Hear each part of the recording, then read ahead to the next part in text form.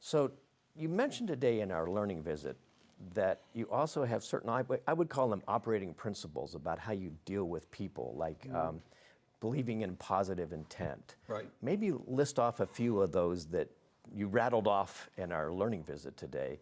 Higher consideration for people than task. Okay. Being present in the moment. Delivering bad news early and personally, which means you can't kill the messenger. And then, assuming positive intent in everything everyone does. And when you don't notice, when you can't find that positive intent, the onus is on you to figure out what you need to learn from that person, what they're trying to teach you, and the way they're approaching things. And I think that and a whole host of other things around, we evaluate all of our executives, all of our managers. Anybody that manages a person inside the company has 50% of their incentive compensation is based off of a scorecard, and everybody in the company has a scorecard.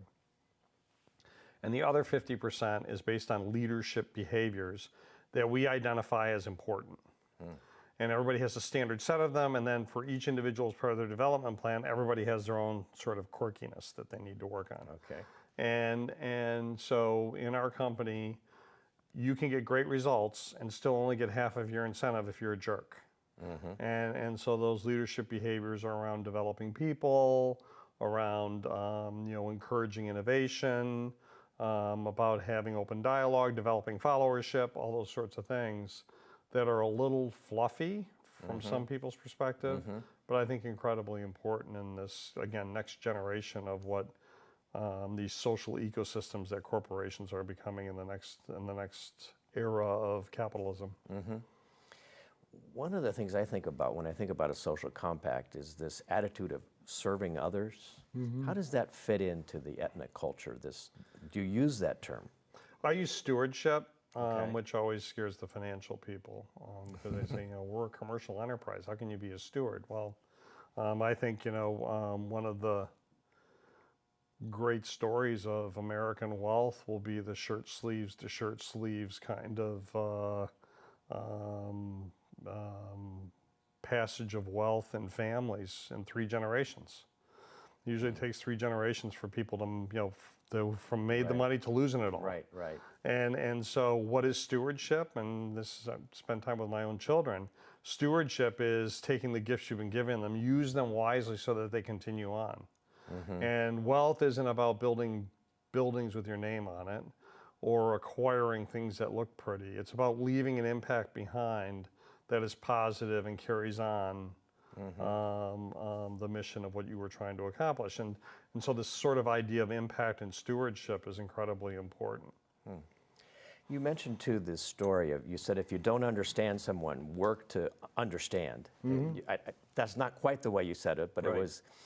Can you give us a story of maybe when that happened to you, when you didn't understand somebody and you had to really work to understand? Well, the hard part about leadership development is that we all love to hang around with people that really do good stuff, right? They're smart, they're energetic, they're successful. We always want to hang out with winners, right? As Tom Petty says. And you're out there with winners. And the hardest part about leadership development is actually dealing with the people who are not performing. And too often leaders ignore them and they continue to fail or they leave. And so one of the things that I think is incredibly important to understand about underperformance is that there are 3 reasons why people underperform. One of them is that they're a sociopath. They actually want to do badly. And that's a very small percentage of society. And we can see them. Those people are easy to figure out, right? They kind of jump out at you. The other 2 is that the person doesn't know how to do it, or they're not suited to do it. It's just not in their interest to do the work. I fix broken things and build new things. I hate making the trains run on time. I can do it, but it's not a job I'm suited to do. And so the only way you find out whether or not they don't know how to do it or they're not suited to do it is you actually have to spend time with them. And you have to work through the issues and talk about expectations and even get to the point of reducing the cycle time on one-on-ones. And I've even gone to the point of, let's look at your calendar and see how you're spending your day. You know, who are you spending time with? You know, who are you talking to on the phone? Do you get out to the site visits? And it's in that process, by providing feedback as you go through this learning on your own part as to why this person's underperforming, that if you give them the feedback on what your expectations are and they actually adopt it, you actually save them, right? Because you taught them how to do it. Yeah. If they come back with as empty a solution as they had before, even though you've given them direct feedback on how to do it, then they're not suited to do the job. And you need to either find them another job or have them develop outside the company.